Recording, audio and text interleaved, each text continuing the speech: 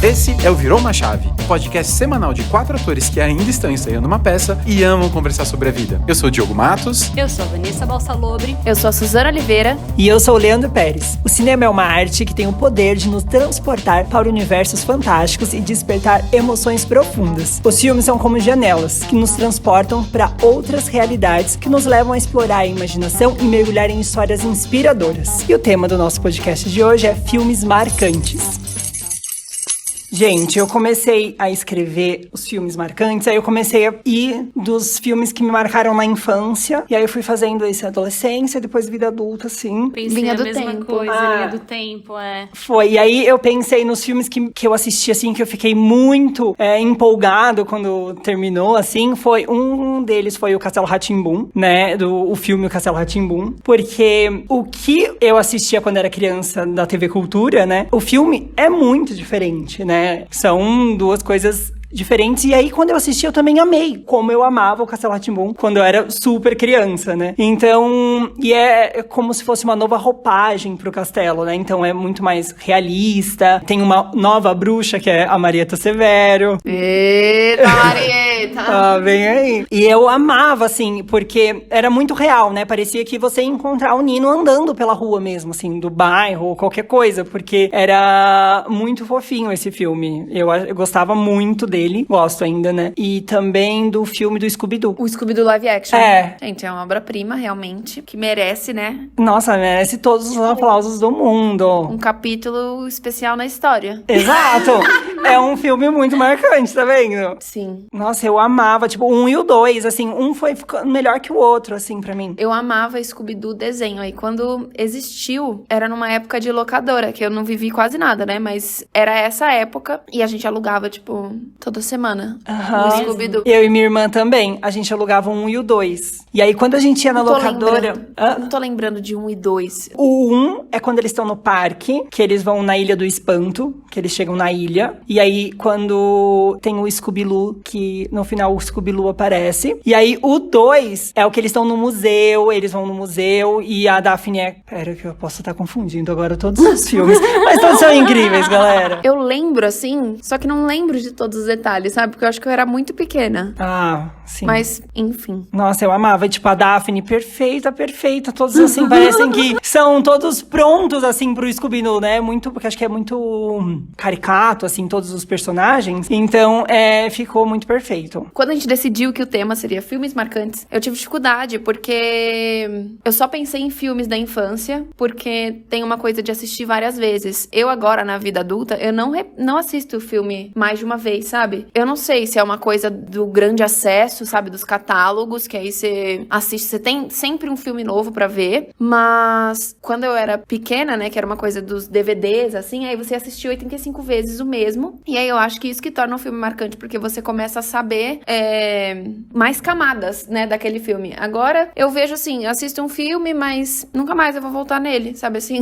Fora as vezes que ele repete na sessão da tarde, né? Não sei, Tinha eu tenho isso essas também. coisas de... Eu posso falar um pouco da minha relação com o cinema, porque é muito doido pensar que eu sou formada em cinema. E eu fiz faculdade de cinema, eu fui bichete do Diogo na faculdade, e caí lá muito de paraquedas, porque eu nunca me imaginei estudando cinema. E fui entender que eu tava estudando cinema depois que eu já tinha chegado lá, no primeiro ano da faculdade. E foi super apaixonante, e mudou totalmente a minha relação com os filmes e tal. Mas quando a gente pensou também nos filmes marcantes, eu pensei isso também, Su. Eu fiquei, poxa, mas os filmes que marcaram pra mim eram esses filmes da infância mesmo. Depois eu começo a me confundir, as coisas vão se perdendo e eu tenho um problema sério de memória. Então, quando você fala, fala o filme que você mais gosta, tela azul. Então, eu tenho essa coisa. Música preferida, tela azul. Então, eu achei que isso ia acontecer também com os filmes, mas aí eu comecei a me lembrar, e aí os primeiros que vinham eram os da infância. E agora vocês falando, filmes da infância já vieram mais 3, sabe? Assim, porque sempre vai acontecendo isso, eu vou lembrando. Mas eu acho que o que marcou mesmo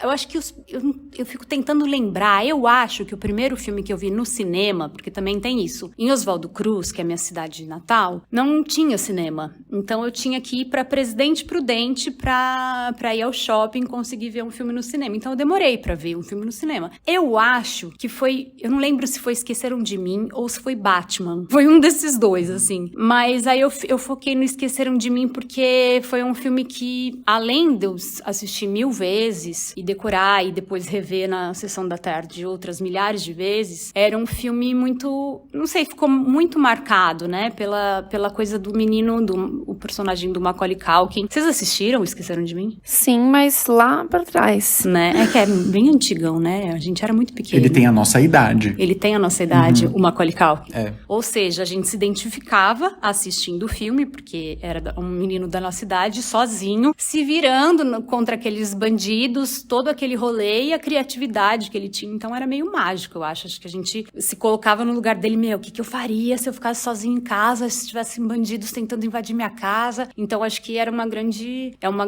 grande marca que ele deixou, assim, esse filme. O ET é óbvio, né, que era por emoção. E agora que vocês falaram, eu ouvi vocês falando filme da infância, me veio muito, assim, todos os filmes da Xuxa, né, mas principalmente o Super Xuxa contra o Baixo Astral, porque foi um filme muito marcante. Todos os da Xuxa, né, eu acho que na nossa infância. Quando eu volto pra trás e tento lembrar quais foram os primeiros filmes que eu assisti no cinema, eu não sei qual foi o primeiro. Eu tenho a memória de Uma Escola Atrapalhada, que... Não é nem os Trapalhões, são, tipo, sei lá, tem o Supla, se eu não me engano. Nossa, Angélica. Angélica, tal. Gente, Dominó. E eu tenho... Eu amava esse também. E eu tenho essa memória de assistir os filmes da Xuxa e dos Trapalhões no cinema. Uhum. Eu fui pra Brasília, na casa dos meus tios, em 88. 88 ou 89, agora não lembro de cabeça. O presidente era o José Sarney. E a gente assistiu o Super Xuxa contra o Baixo Astral. E eu lembro da emoção de assistir tal, do Cristal. Desde essa época eu gosto de Cristal. E depois a gente fez um teatrinho. Então, os adultos, além de assistir o Super Xuxa contra o Baixo Astral, tinha que ver o teatrinho dos primos todos reencenando o filme. A gente cortou nuvem, fez Cristal... E daí a gente ia de novo no cinema. E eu queria assistir de novo o filme. Daí acho que os adultos, não, vamos assistir outro e tal. Eu assisti um filme que marcou muito, que chama O Milagre Veio do Espaço. E toda vez que esse filme passava de novo na sessão da tarde, eu parava pra assistir. Que são uns ETzinhos, que parecem uns robozinhos, que parecem uns pratos, que eles vêm ajudar um condomínio que tá à beira da falência. Então tem uns senhorzinhos, uns velhinhos e tal. É um filme muito, muito fofo, é produção do Spielberg e tal. E quando fala de filme, eu acho que é muito difícil uma pessoa que nasceu nos anos 80 não falar do Steven Spielberg, porque ou era dirigido por ele, ou era produzido por ele, os filmes que encantaram a nossa geração, porque é isso. Ir na locadora, ver o filme do Spielberg, ou ir num cinema mesmo. Então você pensa, desde os mais sérios, assim, sei lá, Contatos Imediatos, Tubarão, que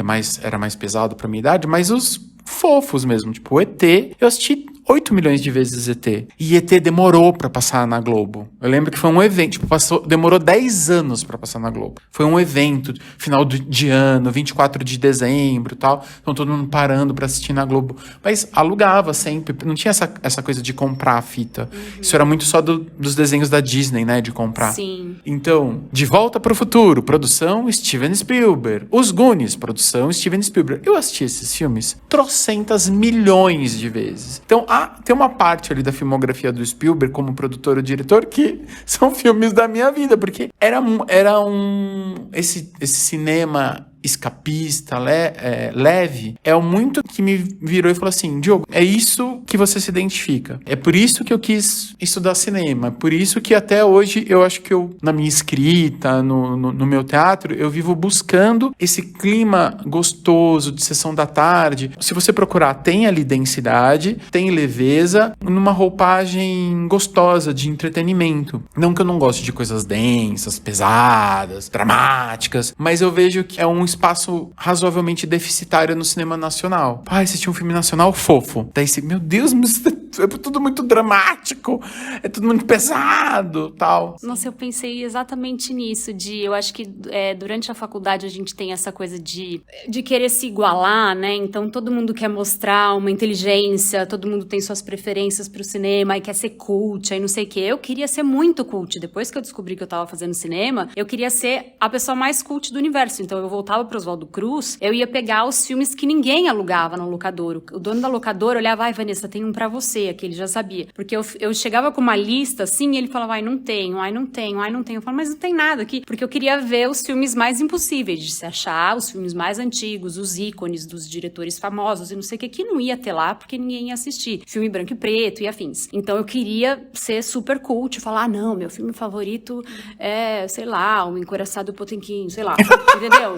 Só que não, né? Mas era uma coisa de você ter uma fachada pra querer pertencer a um nicho dali daquelas pessoas. Só que aí eu pegando essas referências que eu tenho, é sempre uma coisa mais doce, uma coisa mais leve.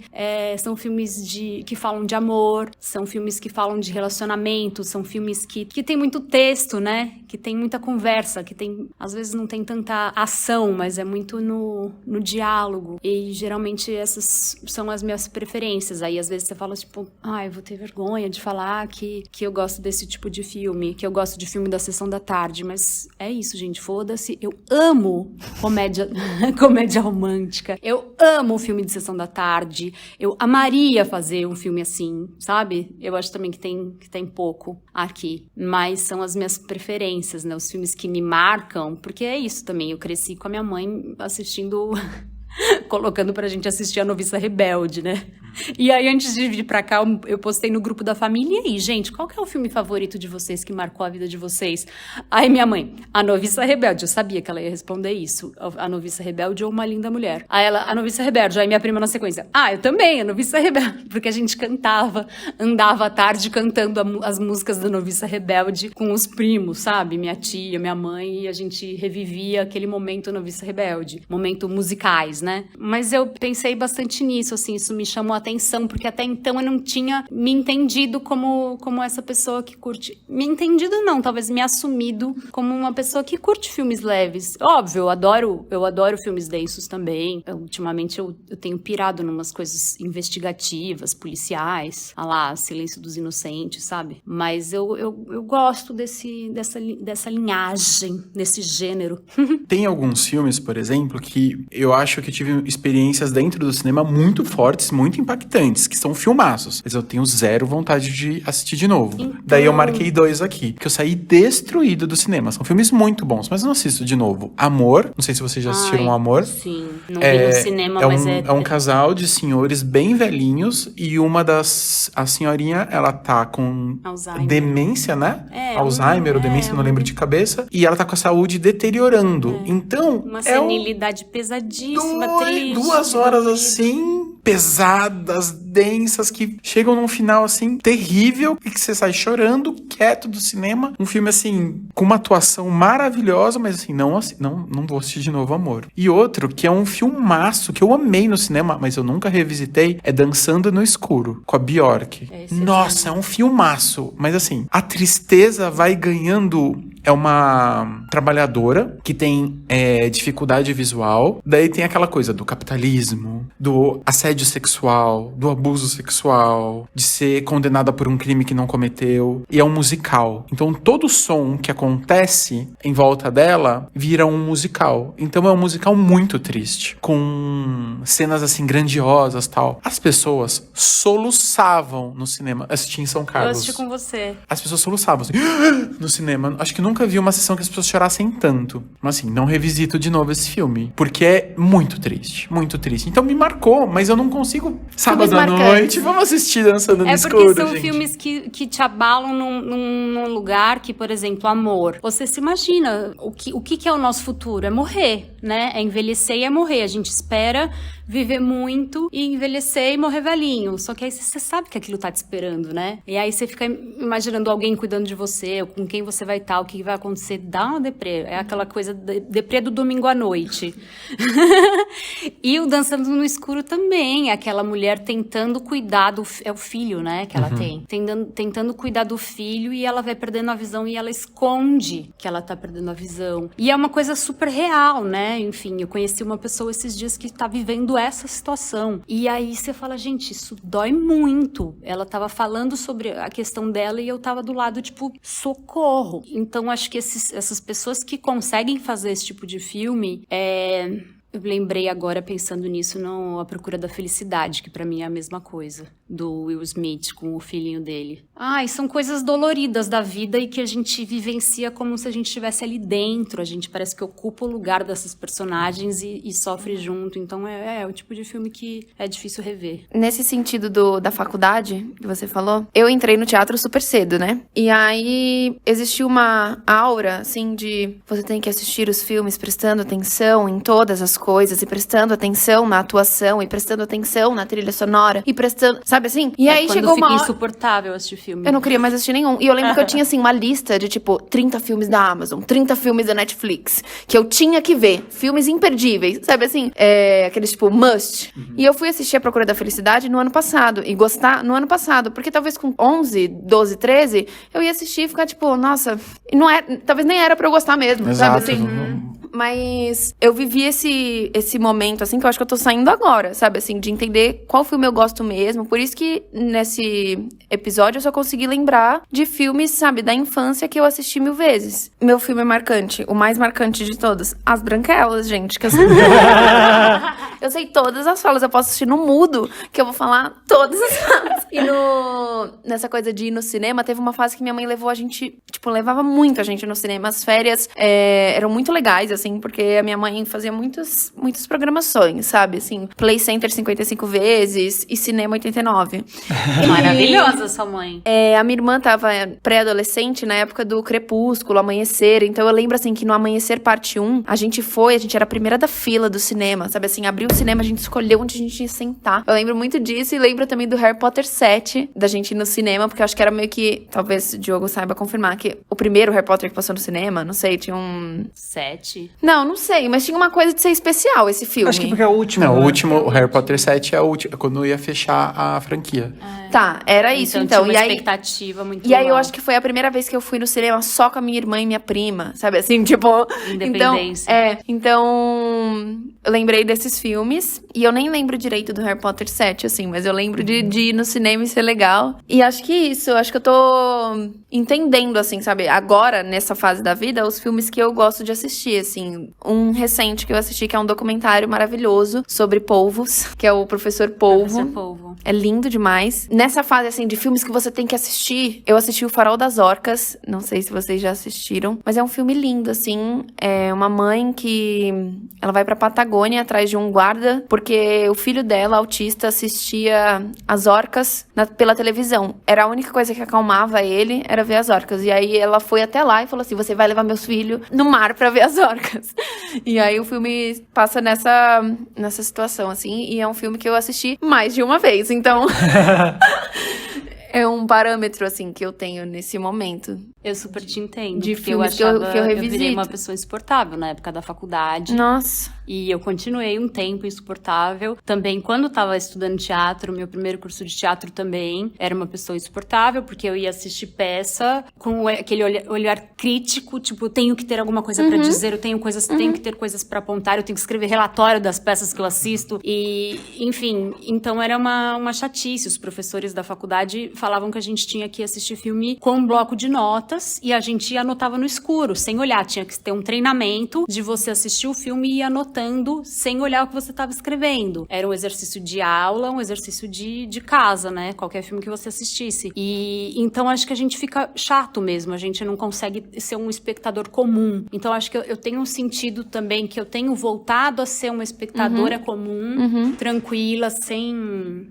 sem pretensões de gostar ou não, e de ter que fazer uma crítica ou não, e deixar aquilo me tocar. E porque também depende do dia que você tá, depende da sua expectativa, depende do tanto que falaram que o filme é incrível, aí você vai esperando um negócio e você se decepciona. E aí você fica assim, nossa, eu devia ter gostado, será? Porque tanta gente tá falando bem, e eu acho que de ser um espectador comum torna a experiência real, né? Porque você vai assistir e se aquilo vai verdadeiramente te tocar ou não. É algo que eu venho elaborando bastante, porque várias vezes falam, determinados artistas brasileiros acabam se comunicando simplesmente para a própria academia, então a gente acaba falando pra gente mesmo. Então eu faço uma peça só pro grupinho de teatro ver, e daí a minha mãe, que não é do grupinho de teatro, ela assiste a peça, ou ela não entende nada, ou aquilo, ela até entende ou elabora alguma informação sobre isso, mas foram 2 horas só pra ver meu filho em cena, não pra, né, tipo, é mais a compaixão de assistir o amigo ali. Na faculdade, eu preciso falar de um professor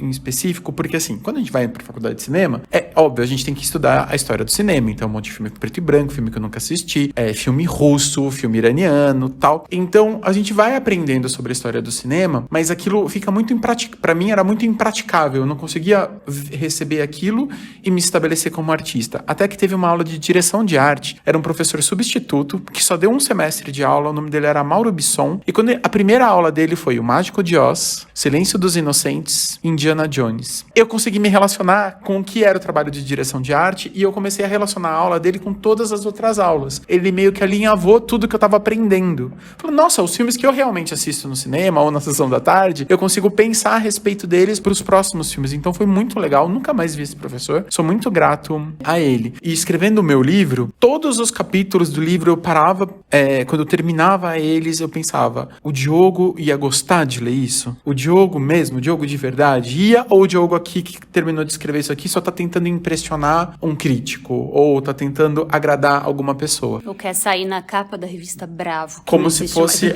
tipo, olha só, não, eu tô sendo íntegro comigo mesmo. E daí, quando eu falava ok, eu continuava. Então, tem alguns capítulos ali, eu consigo, na minha cabeça deve ser o 26, por exemplo, que eu demorei pra escrever ele. Porque parecia que eu sempre ia pra um caminho que não era eu mesmo. Eu tava tentando fazer uma coisa, assim, sabe? E nessa coisa, assim, da bolha, fica difícil de você saber o que você gosta de verdade, assim. Porque tem coisa que... Eu tô falando de um lugar bem pessoal, assim. Tem coisa que eu fico... Será que eu gosto mesmo disso? Ou será que eu acho que eu tenho que gostar? É nesse sentido da escrita. Sim, também, completamente. Né? A Su falou do primeiro filme que ela assistiu sozinha no cinema, aí eu lembrei do meu, eu assisti High School Musical 3 no cinema. Foi eu e minha irmã e umas amigas. E aí foi a primeira vez que, tipo, eu saí com a minha irmã sozinho pra ir no cinema, como o responsável dela, assim, sabe?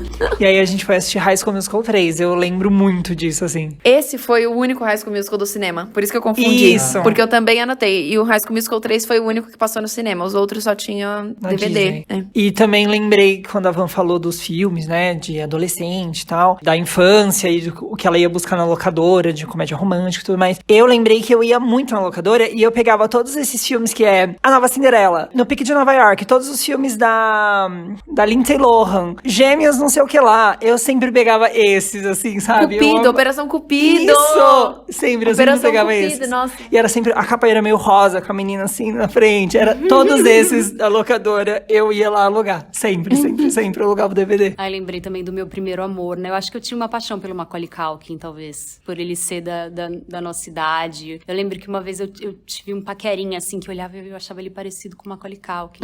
Então acho que eu devia ter um crush no Macaulay Culkin. Um filme que me marcou muito foi o Ponte para Terabithia. Nossa, é um filme muito lindo e, tipo, quando eu assisti, eu me vi criança como eu olhava o mundo, sabe? Nas minhas brincadeiras. Assisti, assim, o filme e aí... Sabe quando parece que você volta e fala, era assim que eu via o mundo. Então foi assim que, quando eu assisti esse filme, eu fiquei muito, assim, chocado de olhar e falar assim, nossa, era exatamente assim que eu via as coisas, era assim que eu brincava, era muito mágico, assim, né? Então esse filme me marcou muito, muito, muito, Ponte para Terabithia. Tem um filme do Adam Sandler, que é um Faz de Conta que Acontece. Eu não sei se vocês assistiram, mas com certeza é um filme marcante que eu assisti 89 vezes e eu amo também nesse sentido de saber das falas, saber das coisas. É um filme lindo, que ele conta a história pros filhos dele, pra eles dormirem, e no dia seguinte eles vivem o dia que ele contou. Tipo, ele conta a história e aí o dia seguinte eles vivem. Nossa, é muito legal, porque ele se dá conta de que isso vai acontecer, aí ele começa a criar situações legais, assim, sabe? Pra eles viverem. É um filme muito legal. E eu lembrei de animações também agora. Os filmes do Shrek são filmes da minha infância, assim, também, que eu assistia muito, muito mais do que as princesas. Tipo, a Disney não fez parte, assim, de mim, sabe? Assim, as princesas todas, só quando a Tiana chegou com a Princesa e o Sapo, daí eu assistia. Mas eu não assisti Rei Leão, não assisti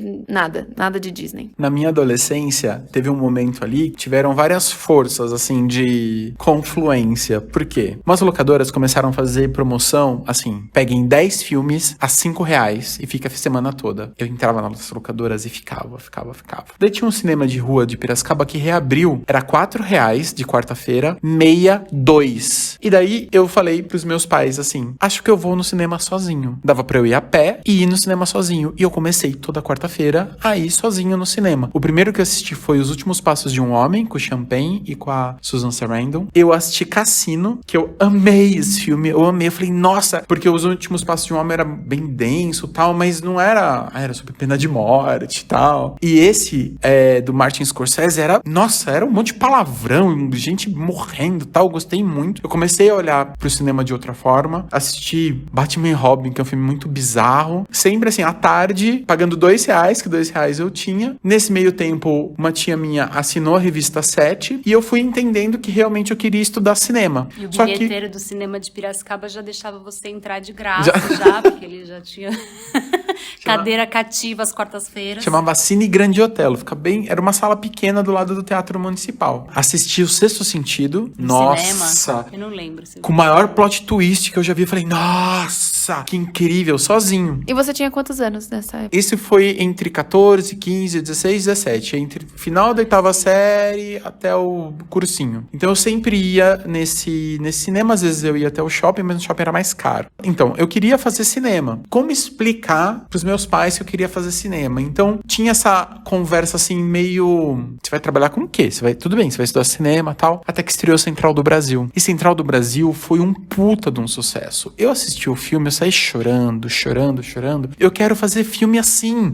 Porque o filme, ele é muito lindo, ele é muito fofo. Ele não tinha esse final trágico. Ele tem um final esperançoso. Foi um momento muito grande, assim, da retomada. Então, foi indicado ao Oscar, foi indicado ao Globo de Ouro. E daí, eu comecei a ver meus parentes indo na locadora pegar a Central do Brasil. Foi o filme que eu virei e falei assim, olha, dá pra estudar cinema. Olha, dá pra fazer um filme como esse. Então, foi um filme que me deu a coragem pra enfrentar um vestibular de cinema que, primeiro, era só uma possibilidade, que era cinema e vídeo na USP. E daí, bem no meu cursinho, mudou pra curso superior do audiovisual e a UFSCar, que antes não tinha o vestibular exclusivo pra imagem e som, abriu. Foi bem nesse meu ano de cursinho e eu consegui prestar. Pro Rio, né? Eu nunca ia pro Rio de Janeiro. Ou Brasília. Tinha Brasília também. Tinha 4 cursos só. Eu lembrei do filme De Onde Eu Te Vejo. É muito lindo.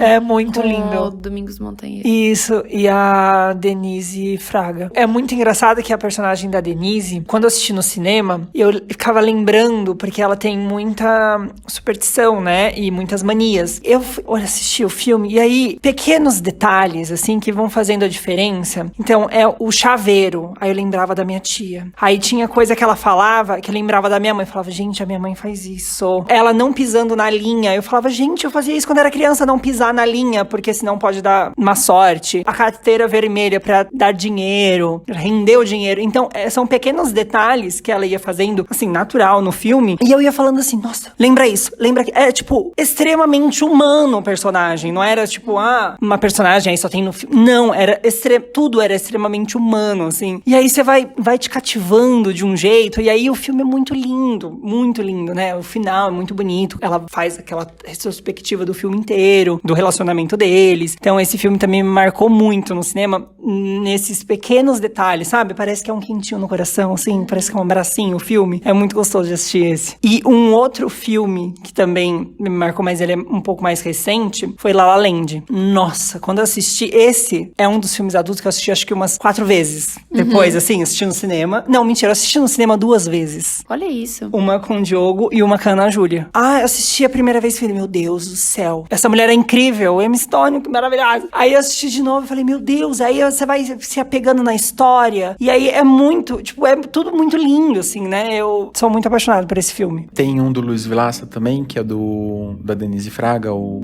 Eu De Onde Te Vejo. tô aqui pensando Que- nesse. Enquanto você falava, eu ia pensando Que o Lê, nesse. eu não acho esse filme pra mostrar pro Lê. Gente, por favor, Luiz Vilaça, Denise Fraga, Luiz Mello, Marisa Hort. Gente, como a gente faz pra rever esse filme? Como que é o Porque nome? Por Trás do Pano. Ah. É esse, né? É. Esse é um filme, eu falo, cada um tem o seu brasileiro favorito, né? Que bom que temos os brasileiros favoritos. Mas é um filme, enquanto você falava, eu pensava nisso, porque eu tenho essas paixões pelos filmes também que dizem o que a gente é, né? Então eu queria ser bailarina. Eu amava assistir Dirty Dance, minha mãe a vida toda falava, você tem que assistir um filme que eu assisti na infância que chamava Momentos de Decisão, tem o Baryshnikov e não sei o quê. E aí pensa que eu assisti esse filme e depois vi o Baryshnikov aqui no teatro, né? Enfim, então eu tinha essas paixões por filmes de dança. E quando eu tava na faculdade de cinema, eu vi esse filme que chama Por Trás do Pano e a Denise Fraga ensaiava Macbeth. E aí eu me apaixonei por Macbeth. Eu lembro que eu comprei o livro e comecei a ler. E quando a gente começou a fazer teatro, eu quis fazer uma cena da Lady Macbeth. Eu falei, gente, essa é a personagem da minha vida. E tudo inspirado pelo filme, né? E hoje eu não sei se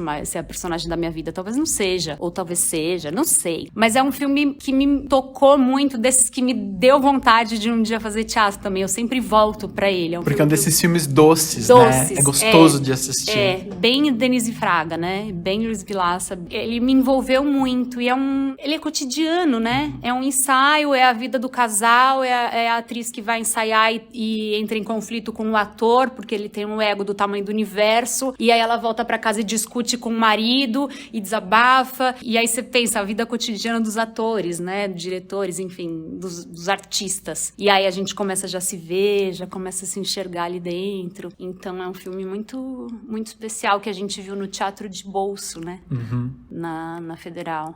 Me dá um saudosismo pensar. Falando ainda dessa pegada artística, eu acho que sempre também quando envolve essa questão artística, o filme me pega muito. Então, um dos meus filmes favoritos, assisti também com a Van, Billy Elliot. Billy Elliot é um acontecimento, eu escuto as músicas do Billy Elliot, eu me transporto pra Inglaterra. Quando eu fui assistir ao teatro, me emocionei muito com a adaptação. E tem um documentário que pouca gente assistiu, que é dirigido pelo Spike Lee, que chama Bad 25. Se procurar aí na internet, acho que acha. É como o Michael Jackson fez o álbum Bad. Então, todas as músicas, eles vão destrinchando. Então, é como ele pensava, como ele escrevia as letras e como eles gravaram mesmo. Então, como o baixista tocou, como que o cara tocou o piano, como que gravaram o coral, quais eram as dificuldades, a música que deu certo, a música que não deu certo, por que chamou tal pessoa, por que não chamou outra. É você destrinchar como se criou um álbum icônico, como que foi gravado o videoclipe dirigido pelo Martin Scorsese, por que tomou determinada decisão ou não. É muito legal, porque você vê de dentro algo que pra mim é muito icônico, uma lenda, né? Esse documentário mostra que, gente, ser artista, é lógico que as questões financeiras são bem diferentes, mas as decisões, eu faço isso ou faço aquilo, são meio que iguais pra todo mundo, assim. Quais são as minhas decisões? Pra qual o caminho que eu vou seguir? Por que eu faço isso e não aquilo? É muito legal assistir esse documentário Bad 25. A faculdade me trouxe isso, me trouxe o gosto pelos documentários, porque antes eu acho que eu tinha um certo preconceito, eu era muito nova também, né, vamos ver, eu entrei com 17 anos na faculdade, mas eu falava, documentário, coisa chata, e aí hoje se vê o documentário com o maior carinho, né, eu tenho um grande carinho pelo jogo de cena do Coutinho, lembro de dar aula e mostrar esse documentário, quem não viu, veja, você viu? Não, mas todo mundo fala, só que não, eu nunca achei ele inteiro. É um dos que você tem que ver, aquelas assim, na lista dos atores, esse é um que tem que ver, eu acho que eu tenho, se tiver eu te empresto. Por favor. E o Pina, né, do Wim Wenders, que foi assim, vocês já viram o Pina? O Pina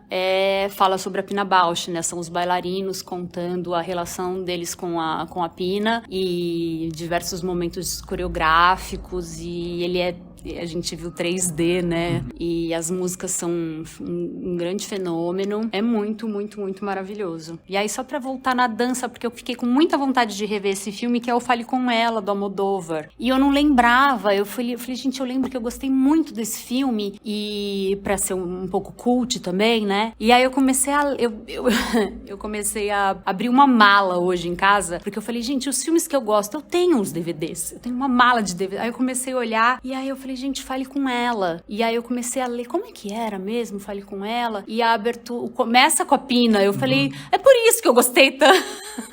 E tinha a coisa da bailarina, né? Enfim, não é nada sobre isso o filme, mas muito mais denso do que isso. Mas a coisa da dança sempre me pega na paixão pelos filmes, tipo Cisne Negro, enfim. Eu lembrei de Birdman, que você falou da Emma Stone, e tem um texto dela maravilhoso nesse filme. E também fala sobre um artista, né, que não sabe lidar com a modernidade ali, com outra época. Eu acho esse filme bem legal. Crise dos artistas sempre. Sim. Né? Eu posso citar um que faz tempo eu gostaria de rever também, mas que foi a minha grande paixão na faculdade e que eu me senti cult quando que foi O Fabuloso Destino de Amélie Poulain. Hoje eu acho ele super batido, porque a gente viu tanta coisa desse filme e ouviu tanto DVD desse filme, que eu falava, gente, já é chato esse filme. Só que realmente ele foi um filme mágico pra mim, e foi um filme onde eu estudei a fotografia, os atores, a direção de arte, que é maravilhosa, a trilha sonora e o roteiro eu achava a coisa mais linda do mundo. Então foi um filme que me contemplou muito nos estudos. Eu fiz trabalho sobre ele na faculdade e fiquei com vontade de rever, desses gostosinhos assim, né? Que a gente assiste várias vezes e ao mesmo tempo não é um batido sessão da tarde que a pessoa vai falar, vai ter preconceito. Bom, acho que a gente tá caminhando pro fim. A gente vai relembrando outros títulos, né? Acho que a gente vai ficar pensando sobre os nossos filmes marcantes depois que esse episódio acabar. Vão vir vários nomes, que é sempre assim. Porque eu não falei esse. Eu não falei Magnolia, meu Deus. Magnolia, beleza americana.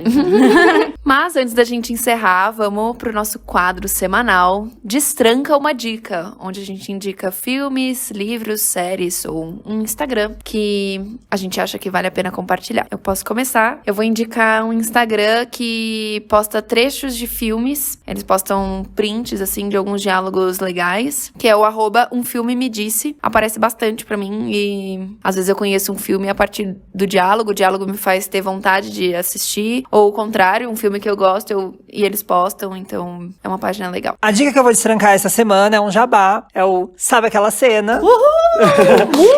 Que é o meu Insta com sobre audiovisual brasileiro. E lá você vai encontrar várias locações de filmes, de clipes, de novelas, de séries. E é muito divertido fazer, né? O perfil e encontrar todas as locações. E lá vai estar recheado de filmes e dicas de filmes brasileiros. Não é inteligência artificial, não é aplicativo. A gente vai nas locações, porque já falaram que... quem coloca essa mão aí? Exato. A gente tá de prova, viu, gente? Eles fazem mesmo e é maravilhoso. Acompanhem. Somos nozes. E essa é a minha dica, Sabe Aquela Cena? Eu vou indicar um canal no YouTube, que é o Dalenogari Críticas. É um dos críticos mais legais que eu sigo no YouTube, e ele dá muitas notícias sobre cinema. Quem curte Oscar, ele faz toda a temporada de premiação. Ele dá informações muito legais sobre a indústria cinematográfica, especialmente dos Estados Unidos, né, que vai reverberar aqui pra gente. Mas ele também fala sobre a indústria brasileira. O Dalenogari, ele é um professor de uma universidade americana. Ele é brasileiro, né? Mas ele mora lá nos Estados Unidos, e é muito bacana ver como ele encara a indústria cinematográfica, mas também o modo como ele organiza o pensamento dele para fazer a crítica cinematográfica. Vale muito a pena, é um cara bem legal. Ele faz umas lives assim com as notícias do cinema. No momento de lavar a louça, eu coloco ele lá e eu vou lavando louça. Adoro. Gente, eu acho que foi a primeira vez nesse podcast que eu fiz uma lista longa, que vieram vários filmes e tal, e como eu não citei esse filme, eu gostaria de dar ele como dica, porque foi um filme que me tocou muito. Ele se chama Amor à Flor da Pele, é de um diretor chamado Wong Kar-wai, E ele é um filme que me mudou, assim, e tem trechos que eu já roubei pra fazer cena, eu confesso, porque ele é muito poético e ele tem uma fotografia linda, tem os figurinos, assim, as cores da direção de arte, é tudo muito bonito. E a atuação também, os atores são maravilhosos, são dois vizinhos que acabam se conhecendo e aí eles descobrem traições. E eu não vou falar muito, ele é um filme lento, é muito contemplativo, assim, e muito bonito. Agora eu tô na dúvida de onde você pode encontrar este filme, mas eu prometo que vou pesquisar e quando esse episódio sair, a gente posta no Insta pra vocês. Mas se você souber, avisa aqui pra gente. Assistam Amor à Flor da Pele, que vale a pena. E eu acho que com a minha dica, nós encerramos esse episódio de hoje. Que pena. Mas eu adorei, gente, eu adorei. Foi até um aprendizado me redescobrir nessas preferências e predileções cinematográficas. E me deu mais vontade de fazer cinema, portanto, gente, diretores de elenco, esse casting é ótimo, tá bom? Precisando de atrizes, atores, estamos aqui super disponíveis para filmar, porque amamos o cinema nacional. E se você também gosta de cinema nacional, quer compartilhar o seu filme favorito, vale cinema internacional também, gente. Quer compartilhar com a gente seu filme favorito, quer dar dicas de filmes que não foram ditos aqui, mandem mensagens pra gente, ajudem a gente a divulgar o nosso podcast maravilhoso, porque a divulgação do boca a boca é imprescindível para o sucesso deste podcast. E é isso, gente. Se vocês quiserem conversar com a gente, sempre tem aquele direct, @virou-uma-chave, e nos aguardem na próxima semana. Beijo, tchau! Tchau, Tchau, pessoal! Tchau!